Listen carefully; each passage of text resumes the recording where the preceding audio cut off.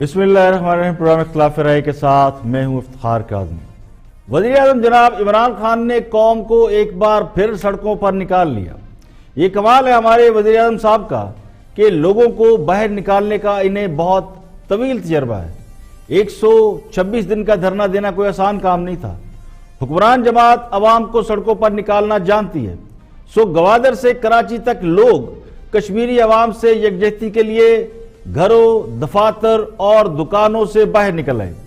اس بات سے قطع نظر کہ کس کا کس سیاسی جماعت سے تعلق ہے، کس کی کس سے وابستگی ہے، پورے 12 بجے قوم سڑکوں پر نکل آئی، سائرن بجائے گئے اور قومی ترانہ پڑا گیا۔ بڑی بڑی سڑکوں پر سگنل سرخ کر دیے گئے، ٹریفک روک دی گئی، جو جہاں تھا وہیں پر کشمیر کے لیے باہر نکل آئے۔ تو دنیا کی تاریخ میں ایسے واقعات دیکھنے میں بہت کم ملتے ہیں، ایسے واقعات بہت کم رونما ہوتے ہیں جب کسی دوسرے کے لیے لوگ اس طرح باہر نکلتے ہیں۔ جب خود پر گزرتی ہے تو چیخ نکلنا فطری سی بات ہے، لیکن دوسروں کا دکھ، درد، تکلیف محسوس کرنا آسان کام نہیں ہوتا۔ پاکستانی قوم بڑی حساس ہے، جذباتی ہے۔ پاکستانی قوم کشمیریوں کے لیے اپنے کام کاج، تعلیمی مراکز، سب کچھ چھوڑ کے دفتر باہر نکل آئی۔ مودی کے پتلے جلائے گئے، کشمیر کی آزادی کے لیے دعائیں مانگی گئیں۔ بچوں نے، بڑوں نے، بوڑھوں نے، سب نے قوم کے لیے دعائیں بلند کی۔ قوم نے جب یہ دعا کی کہ کشمیریوں کو یا کشمیری لیڈروں کو اور کشمیر کے نوجوانوں کو جو بھارتی فوج نے قید کر رکھے ہیں ان کو رہائی ملے، تو بے اختیار کچھ اپنے لوگ بھی یاد آئے ہوں گے جو پابند سلاسل ہیں۔ تو جو بے گناہ دنیا میں جہاں کہیں بھی قید ہے اس کی رہائی کے لیے سب نے دعائیں مانگی اور مانگتے رہنا چاہیے۔ وزیر اعظم نے اس موقع پر بڑا دبنگ خطاب کیا۔ شاعر دستور پر سب سے بڑی تقریب ہوئی تو انہوں نے یہ فرمایا کہ بھارت کو دو ٹوک سبق سکھانے کا وقت آ گیا ہے۔ وزیر اعظم نے اور کیا کہا، سنتے ہیں۔ وزیر اعظم پاکستان یہ کہا کہ میں کشمیر کا سفیر بنوں گا، تو یہ میرا وعدہ ہے کہ جب تک کشمیر آزاد نہیں ہوتا ہر فورم پہ میں کشمیر کی جنگ لڑوں گا۔ جس طرح ہٹلر کے سامنے جب دنیا کھڑی نہیں ہوئی، جب وہ شروع میں چیکوسلواکیہ پہ اس نے حملہ کیا، آسٹریا پہ گیا، دنیا چپ کر کے بیٹھی رہی۔ اس کے بعد جو نقصان ہوا، 5 سے 6 کروڑ انسان دوسری جنگ عظیم میں مارے گئے۔ آج بھی اگر دنیا اس کے سامنے نہیں کھڑی ہوگی، یہ جو نریندر مودی کی فیشسٹ گورنمنٹ ہے جو یہ ظلم کر رہی ہے کشمیر پہ، یہ یہاں رکے گی نہیں بات۔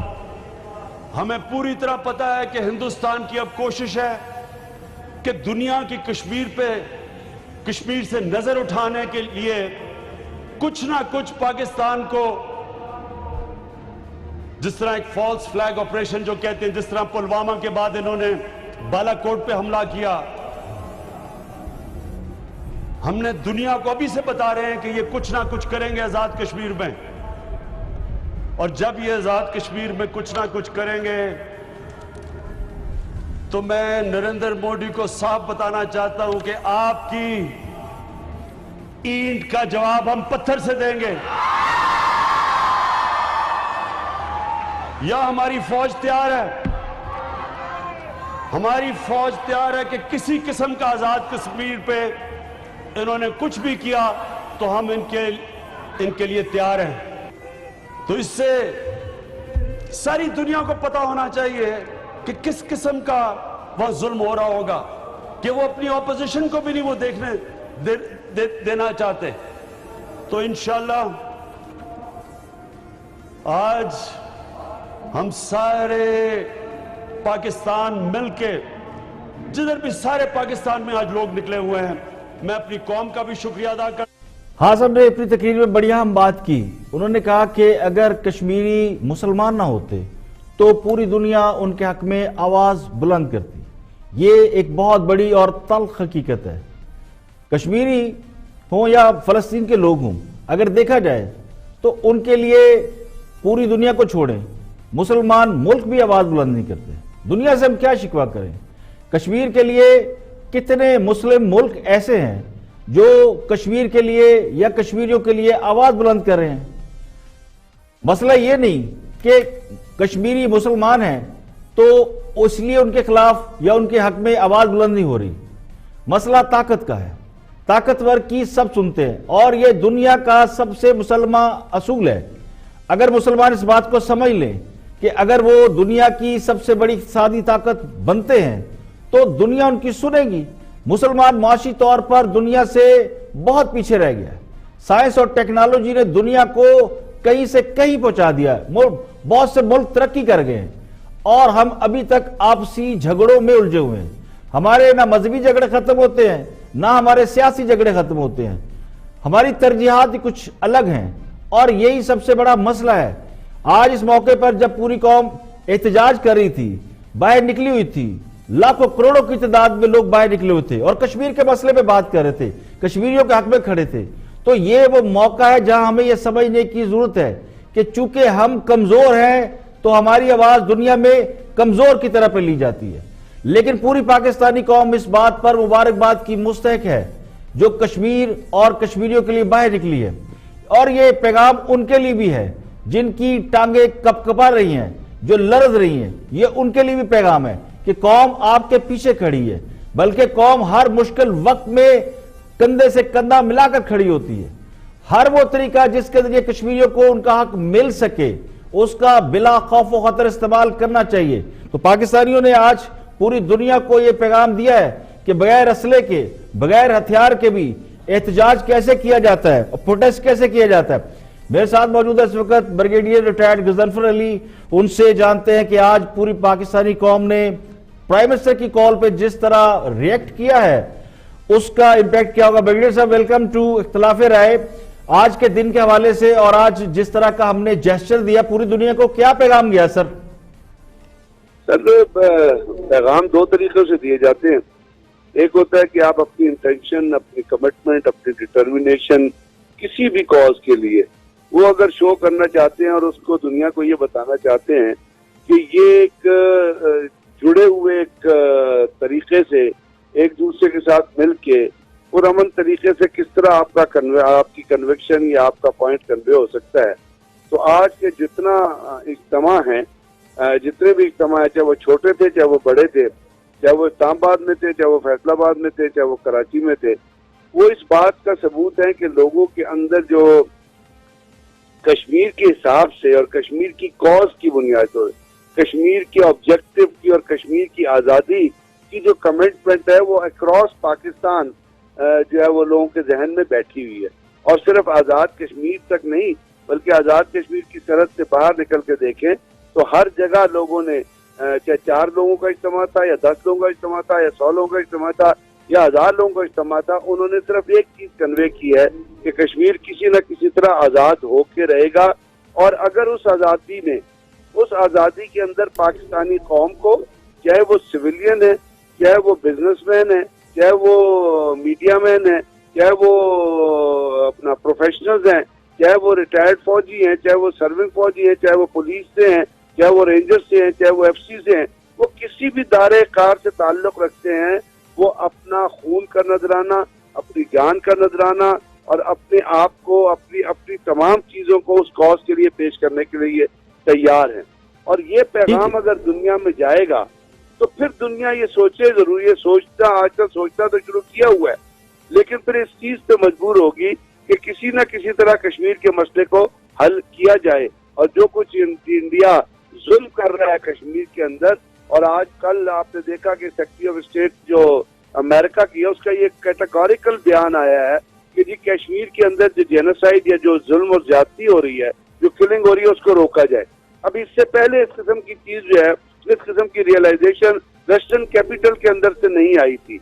हम इंतजार सिर्फ ये कर रहे हैं कि काश ये चीज किसी मुसलमान मुल्क की तरफ से आ जाए कि चलो कश्मीर के मसले में हमारा साथ ना दो, लेकिन जो इंसानियत का मसला है, जो बुनियादी तौर पर लोगों की जानों से ताल्लुक रखता है और जो इंडिया करने जा रहा है, जिसके लिए उन्होंने फौज नहीं बल्कि गुंडे जमा किए हुए हैं। इंडिया क्या करने जा रहा है ब्रिगेडियर साहब? ये आज प्राइम मिनिस्टर ने भी कहा कि भारत को पैगाम दिया कि हम तैयार हैं, तो کیا انڈیا کیا کرنے جا رہا ہے ایسا جس سے ہم سمجھ رہے ہیں کہ کوئی اور مزید اس خطے کے اندر جو ہے وہ عدم استحکام پیدا ہو سکتا ہے؟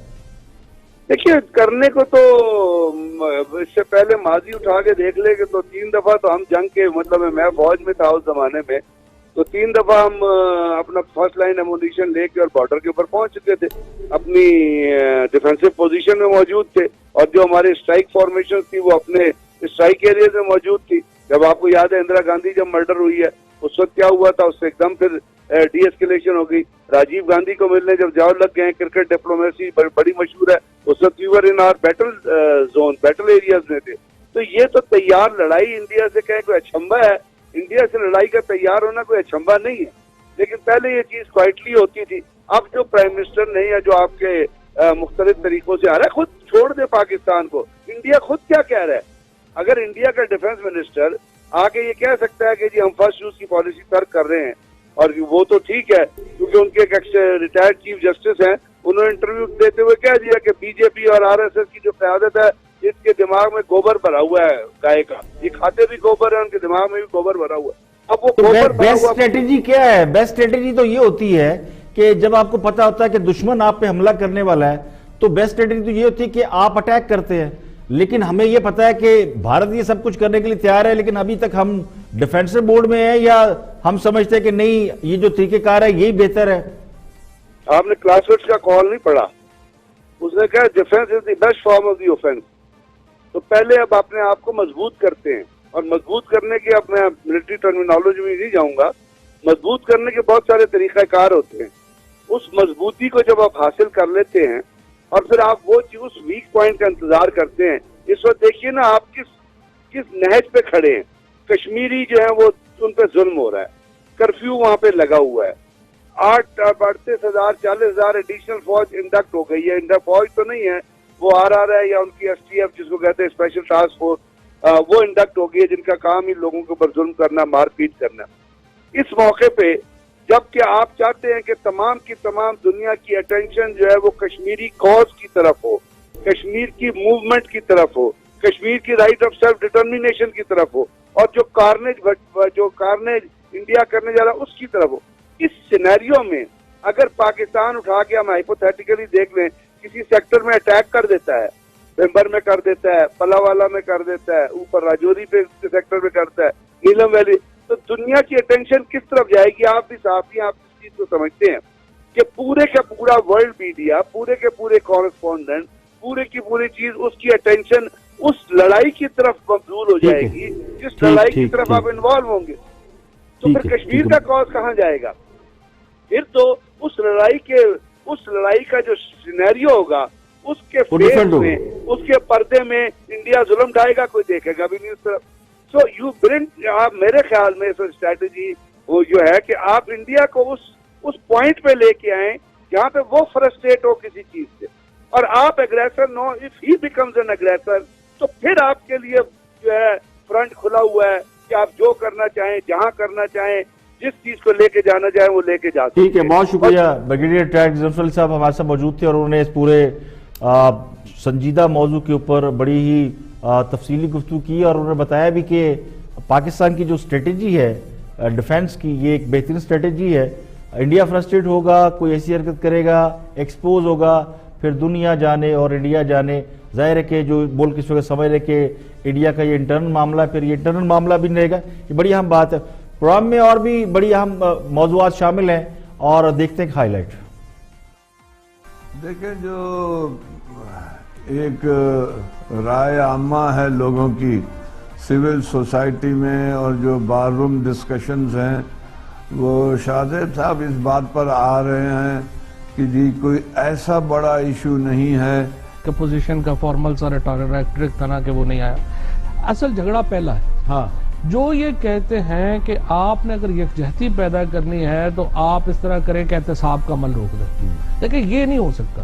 یہ ایک بنیادی پرابلم، ان کا اپوزیشن کے ساتھ ہمارا کوئی جھگڑا ہی نہیں ہے، اپوزیشن کا کسی ایشو کے اوپر ہماری کوئی لڑائی نہیں ہے، صرف 2 ایشو۔ میں نے 75 نمبر کا سوال کس نے کرنے آنا؟ میں کہاں سے لاؤں 75 نمبر؟ میں تو ووٹر ہوں، غریب ووٹر 100 کا رزلٹ نہیں ہے۔ بھائی عمران خان جنہوں نے 10 سال لوٹا، جنہوں نے 10 سال لوٹا ان کو تو آپ نام نہ دیں۔ جواب دیں 75 نمبر کا عمران خان اوپر آپ رونا روتے رہے، اس کا رونا روتے رہے، 10 سال لوں گا اس کا نام نہ لیں۔ ہاں نہیں، بہت اچھا سوال ہے آپ کا۔ دیکھیں ان میں ایک میجر فرق ہے، جو پہلے دونوں ایل این جی ٹرمینلز لگے ہوئے نا، ان کی پوری کیپیسٹی گورنمنٹ نے کانٹریکٹ کی ہوئی ہے۔ گورنمنٹ نے ان کا ہر روز کا تقریباً $500,000 پے کرنا ہے ان دونوں ٹرمینلز کا، چاہے گورنمنٹ ان کو استعمال کرے یا نہ کرے، یا پوری ایل این جی اس میں سے گزارے یا آدھی گزارے۔ ہر بندے کے پاس اپنے ایک لنکس ہے، آپ ڈپلومیسی کو ایکٹیو کرنا چاہیے تھا، ہماری ادھر کی ایمبیسیز ہو چاہے باہر بیٹھے ہو، ہمارے پروٹیسٹ جو ہے وہ بھی انٹرنیشنلی ہر جگہ پہ ہونے چاہیے تھے۔ ہم اگر چلے گئے، میں سمجھتا ہوں یہ رول کشمیر کا، ابھی باتیں ساری ٹھیک ہیں، میں ایز اے تجزیہ بالکل ٹھیک دیا ہے۔ اسٹیگر کریں یار، سب کام کریں، اسٹیگر کریں۔ دیکھیں جس ملک کے ریزرو 2 ہفتے کے ہوں، امریکی اسٹیٹ ڈپارٹمنٹ کی جانب سے بھی ایک بیان جاری کیا گیا اور مقبوضہ وادی کی صورتحال پر تشویش کا اظہار کیا گیا۔ امریکی اسٹیٹ ڈپارٹمنٹ کی جانب سے کہا گیا کہ کشمیری عوام کی گرفتاریوں اور پابندیوں کی جو خبریں ہیں وہ بڑی تشویشناک ہیں، مقبوضہ وادی میں انسانی حقوق کا احترام یقینی بنایا جائے۔ تو امریکہ کی طرف سے یہ پہلا باضابطہ بیان ہے جو کشمیر کے حوالے سے اور کشمیر کی انٹرنل صورتحال کے حوالے سے جس میں بات کی جائے۔ امریکہ نے مودی سرکار سے مقبوضہ وادی میں جو کچھ بھی ہو رہا ہے اس کی تفصیلات مانگی ہیں، اور بھارتی جریدے دی پرنٹ کے مطابق امریکہ کو مقبوضہ وادی میں جاری گرفتاریوں پر شدید تشویش ہے، اور دی پرنٹ نے ہی لکھا ہے کہ معلومات کا تقاضا نہ صرف امریکی سفارت خانے کی جانب سے کیا گیا بلکہ نئی دہلی کے دورے پر آئے اعلیٰ سطح کے امریکی سفارتکاروں نے بھی مقبوضہ وادی کی صورتحال سے متعلق معلومات مانگی ہیں۔ یہاں پہ لیں گے ایک بریک، اور بریک کے بعد جب واپس آئیں گے اور بھی اہم موضوعات آپ کے ساتھ شیئر کریں گے، اور یہ بھی بتائیں گے کہ عوام کے لیے خوشخبری آ رہی ہے، اور خوشخبری یہ کہ پیٹرول مصنوعات کی قیمتوں میں تقریباً ₹7.67 کی کمی کا جو ہے وہ سمری بھیجی گئی۔ اب سمری منظور ہوتی ہے تو پیٹرول قیمت ₹7 سستی ہوگی۔ یا بریک لیں گے، بریک کے بعد جب واپس آئیں گے اور بھی اہم موضوعات آپ کے ساتھ شیئر کریں گے۔ ویلکم بیک، آپ دیکھ رہے ہیں پروگرام اختلاف رائے اور میں افتخار کاظمی۔ آگے بڑھتے ہیں، کچھ اور موضوعات بھی دیکھتے ہیں۔ گفتگو کر رہے ہیں justice Iftikhar Ahmed, senior journalist ہیں، گفتگو کر رہے ہیں آن دی فرنٹ میں، دیکھتے ہیں کہ کیا فرماتے ہیں۔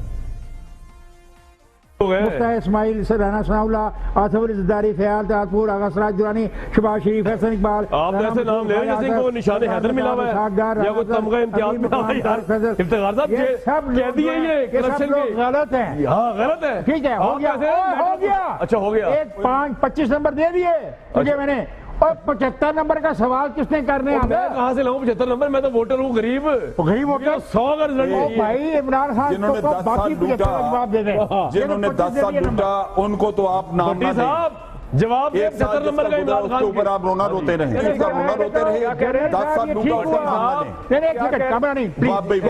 یہ بڑا اچھا لاجک ہے، یہ بڑا اچھا لاجک ہے۔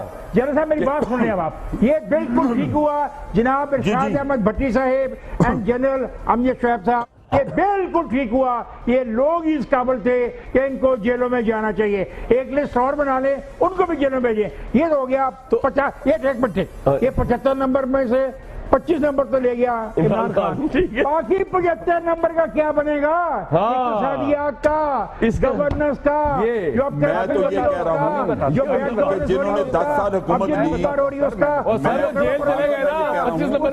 جنہوں نے 10 سال حکومت کی وہ جیل میں چلے گئے یار، 10 سال اور کیا کرنا چاہتے ہو؟ مسئلہ نہیں ہے، پیٹوں میں سے پیسہ نکالا لوٹا ہوا آپ بھائی، کا رونا مجھے تکلیف دے رہا ہے، اور مجھے کوئی رونا نہیں ہے، اس پہ آپ رو رہے ہیں۔ یہ ایک دن پھر اکٹھے ہوں گے، یہ ایک دن پھر اکٹھے ہوں گے، یاد رکھنا امجد شعیب صاحب، میری بات یاد رکھنا۔ کون اکٹھا ہوگا؟ آگے جا چکے ہیں عمران کے پاس، ان کے آگے ساتھی عمران کے پاس بیٹھے ہیں یا نہیں بیٹھے؟ یہ بھی چلے جائیں گے، مشرف صاحب بھی بیٹھے میں، اس میں ایسی کا بات ہے۔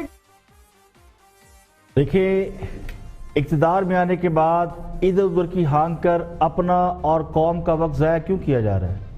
یہ کہنا کہ ابھی تو 1 سال ہوا ہے یہ کافی نہیں ہے۔ 1 سال بہت بڑا عرصہ ہوتا ہے، بہت کچھ کیا جا سکتا تھا، لیکن صرف قرض لینے، پچھلوں کی جان کو رونے اور ٹرک کی بتیوں کے پیچھے عوام کو لگانے کے علاوہ کیا کیا گیا ہے؟ اصل مسئلہ یہی ہے کہ کرپشن کے نام پر سیاستدانوں کو گرفتار کرنے سے حکومت کو 100 میں سے 100 نمبر نہیں دیے جا سکتے۔ معیشت سے لے کر خارجہ پالیسی، داخلہ پالیسی، افراط زر، شرح سود، گروتھ ریٹ، گورننس، یہ سب بنیادی جزو ہے۔ حکمران جماعت اگر صرف پریکٹیکل کے 25 نمبر لے کر سمجھتی ہے کہ پرچہ پاس کر لیا ہے تو ایسا نہیں ہوتا. کسی بھی حکومت کی کامیابی ناکامی کا انحصار گورننس پر ہوتا ہے اور پوت کے پاؤں پالنے میں نظر آ جاتے ہیں. یعنی بڑا ہو کے بچہ کیا بنتا ہے بچوں کو بچپن پتہ چل جاتا ہے. مان لیتے ہیں کہ بقول آپ کے چور اور ڈاکو تو آپ نے پکڑ کر پابند سلاسل کر دی ہیں, لیکن جو اصل کام ہے ان کا حساب کون دے گا؟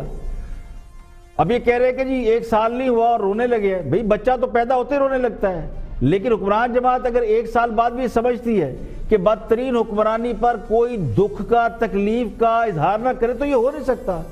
1 سال کا مطلب یہ کہ حکومت اپنے اقتدار کا 20% مکمل کر چکی ہے, تو 20% بہت ہوتا ہے.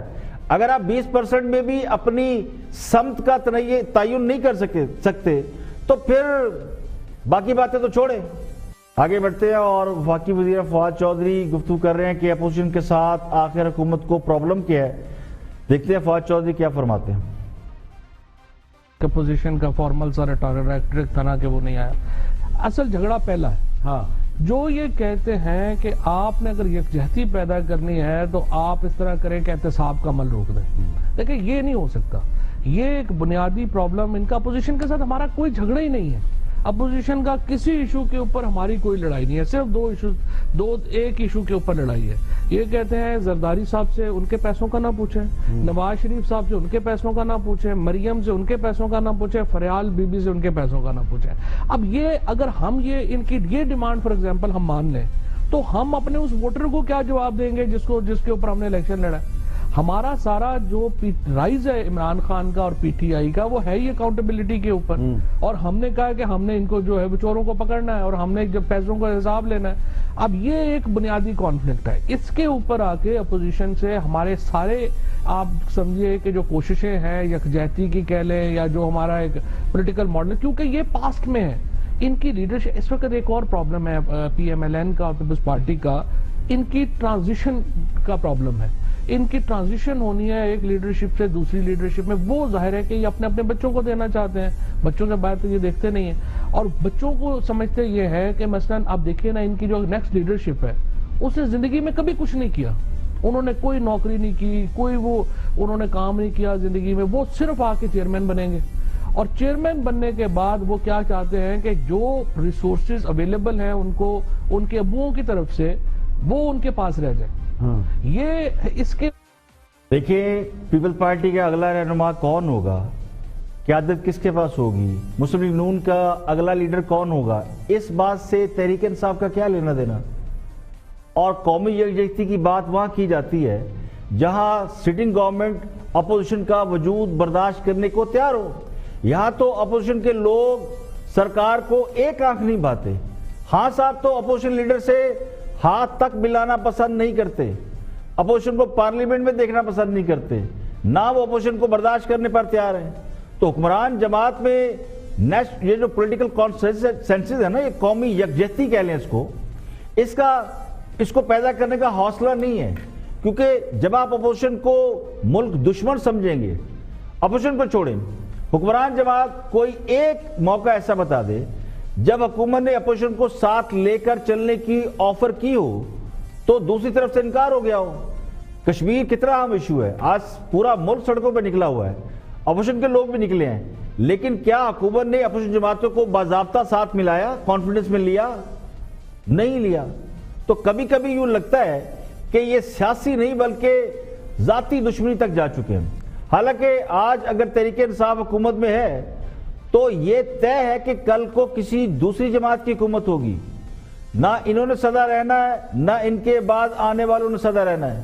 اگر تو حکومت اپوزیشن کو ساتھ لے کر چلنے کی دعوت دیتی ہے اور اپوزیشن اس بات سے انکار کرتی ہے تو پھر حکومت یہ کہہ سکتی ہے, یہ کہنے میں حق بجانب ہے کہ جناب یہ احتساب ختم کرنے کی شرط لگا کے بیٹھے ہیں اور یہ کہتے ہیں احتساب ختم کرو, لیکن اس طرح کی کوئی بات کم از کم میڈیا کے سامنے تو نہیں ہے.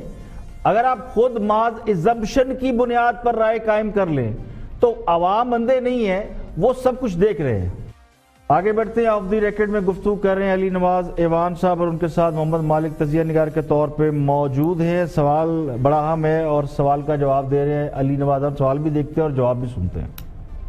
ابھی باتیں ساری ٹھیک ہیں، تجزیہ بالکل ٹھیک دیا ہے. اسٹیگر کریں یار، سب کام کریں، اسٹیگر کریں. دیکھیں جس ملک کے ریزرو 2 ہفتے کے ہوں، میں صرف یہ بات کروں، میں سلوشن بھیج رہا ہوں، ہم شاید غلط کر رہے ہوں گے نا.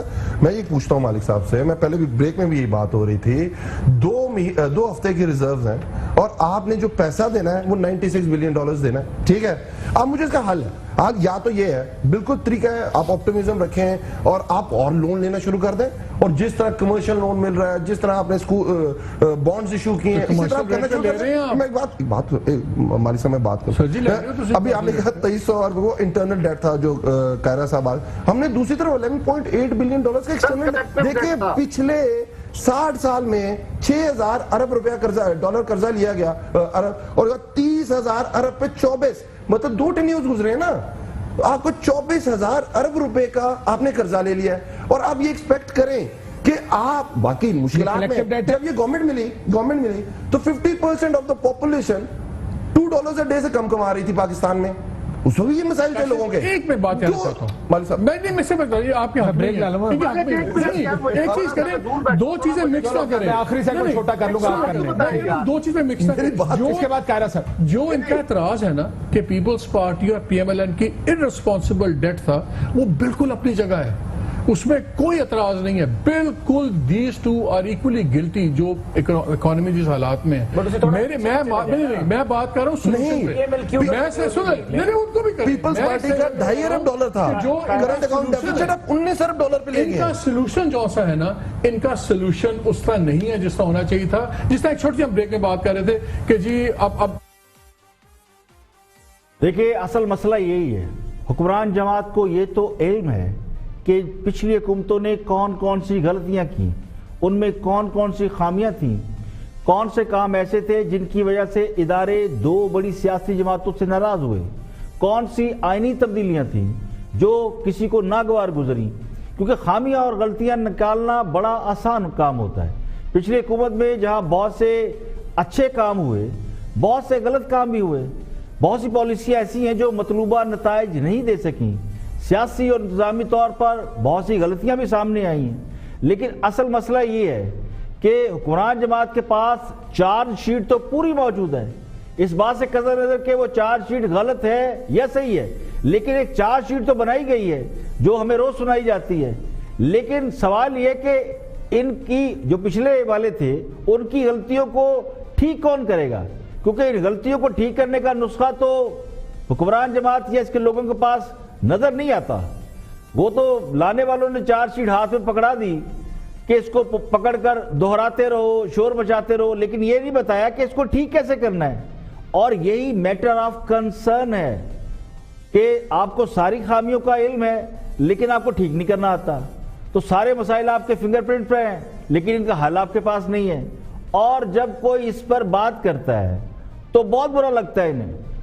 ہم یہ کہتے ہیں کہ جناب غلطیوں پر بہت بات ہو گئی، اب تو بچے کو آپ نے یہ بات بتا دی ہے کہ ٹریڈ ڈیفیسٹ تھا، قرضوں پر سود کی ادائیگی کرنی ہے، یہ بہت بڑا جرم ہے. اسی لیے تو آپ کو حکومت دی گئی کہ آپ ان سب مسائل کو ٹھیک کریں. لیکن حکومت وہ ابھی بھی 2 دونی 4 کا پہاڑا پڑے جا رہے ہیں.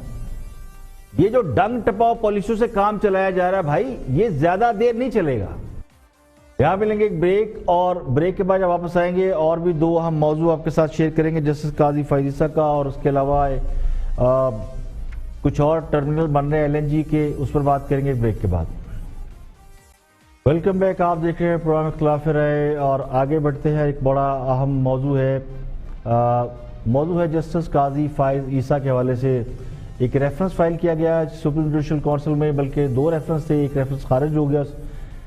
جو خارج کیا گیا ریفرنس، اس میں ریمارکس دیے گئے، ان ریمارکس کے بعد بھی ایک اور درخواست قاضی فائز عیسیٰ کی طرف سے دائر کی گئی جس میں کچھ الزامات عائد کیے گئے. یہ سارا معاملہ کیا ہے، اس سے بات کر رہے ہیں شاہ خواجزادہ اور جسٹس ریٹائرڈ ان کے ساتھ موجود ہیں، ان سے جانتے ہیں کہ کیا کہتے ہیں وہ.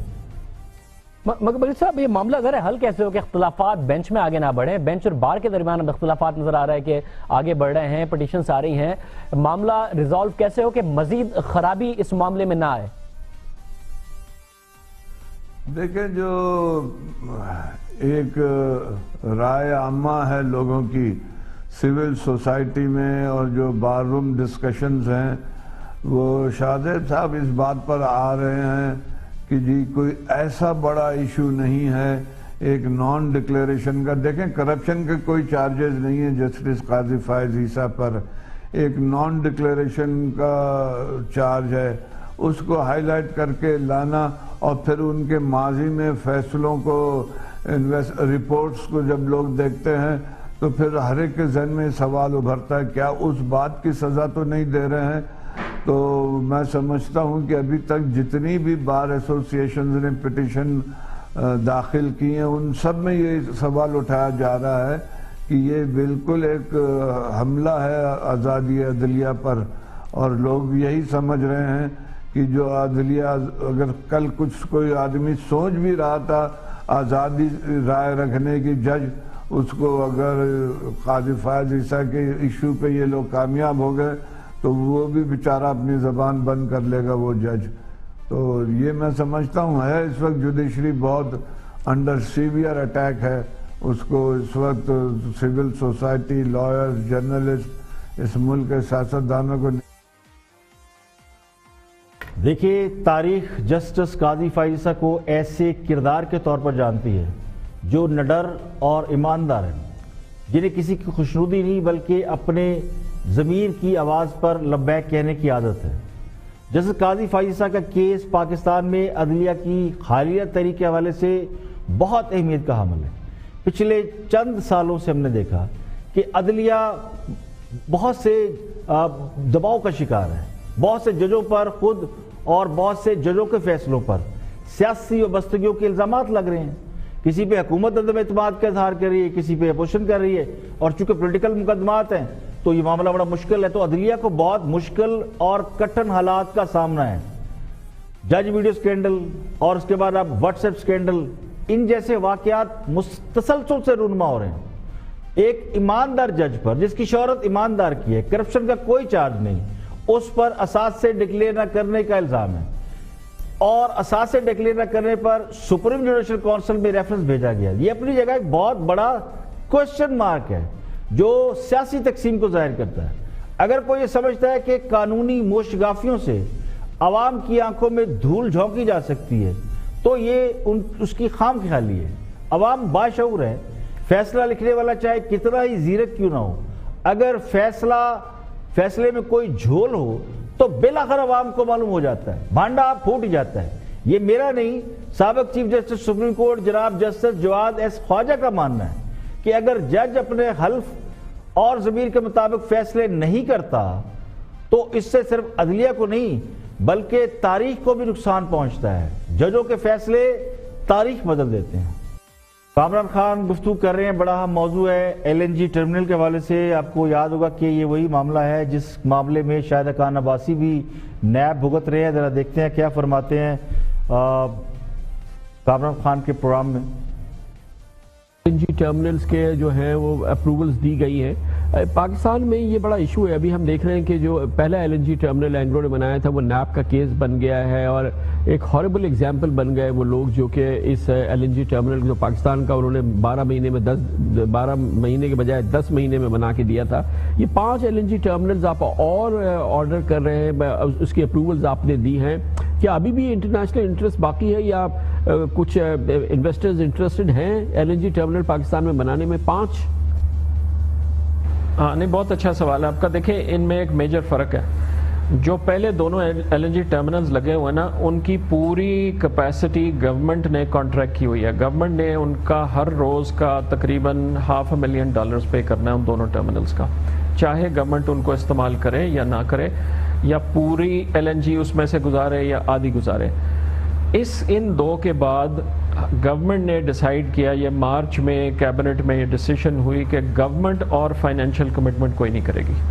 گورنمنٹ اور کوئی کانٹریکٹ, کوئی کیپیسٹی خود نہیں خریدے گی. اور اس وقت ہمارے پاس 5 درخواستیں تھیں گلوبل کمپنیوں کی, مٹسوبیشی, ایکسون, شیل, ٹریفگورا. ہم نے سب کو کہہ دیا کہ جی ہم نے, گورنمنٹ نے اور کوئی کیپیسٹی نہیں خریدنی. اگر آپ پرائیویٹلی سمجھتے ہیں کہ آپ خود ایل این جی لائیں اور خود خریدار ڈھونڈیں اور خود بیچیں جس میں گورنمنٹ کا کوئی لینا دینا نہیں ہے, تو آپ ہمیں بتا دیں. ان پانچوں نے انڈیکیٹ کیا کہ جی ہم فیل کرتے ہیں کہ پاکستان میں جو اس وقت سچویشن ہے، گیس کی شارٹیج اور جو پالیسی چینجز آ رہے ہیں، ہم انٹرسٹڈ ہیں کہ ہم پرائیویٹ ٹرمینلز لگائیں. سو کیبنٹ نے پچھلے مہینے بلکہ اس مہینے کے سٹارٹ پہ یہ ڈیسائیڈ کیا کہ اگر کوئی ٹرمینل اپنے رسک پہ لگانا چاہتا ہے. دیکھیں ایک اور سنجیدہ مسئلہ ہے. حکمران جماعت کا پرابلم یہ کہ وہ صرف مفروضوں کی بنیاد پر کام کر رہے ہیں. نہ کسی پروجیکٹ کی فیزیبلٹی سامنے آتی ہے، نہ کوئی تیاری ہے. جس طرح تیاری کے بغیر حکومت میں آئے، اسی طرح تیاری کے بغیر آپ کو یاد ہوگا سمندر سے تیل اور گیس نکالنے چل پڑے تھے، اور کئی مہینے عوام کو کہا گیا جی بس گیس نکل رہی ہے، تیل نکل رہا ہے اور سمندر سے وارے نیارے ہو جائیں گے. اب ایل این جی کے ٹرمینل لگانے کے لائسنس دیے جا رہے ہیں، یہ دیکھے بغیر کہ ہماری ضرورت کیا ہے اور جو ٹرمینل پہلے سے لگائے گئے ان کا سٹیٹس کیا ہے. مسلم لیگ نون نے جو ٹرمینل لگائے تھے اس وقت ملک میں بجلی کا شدید بحران تھا، گیس کی قلت کا سامنا تھا. آج نہ لوڈ شیڈنگ ہے، نہ گیس کا بحران ہے، اور ایل این جی کو مقامی ضروریات میں ڈالنے کا پورا سسٹم موجود ہے. اگر تو ایل این جی ٹرمینل کے لیے لائسنس جاری کرنے کا مقصد مقابلے کی فضا پیدا کرنا ہے تو اس سے گیس کے نرخ کم کرنا ہے تو اچھا فیصلہ ہے.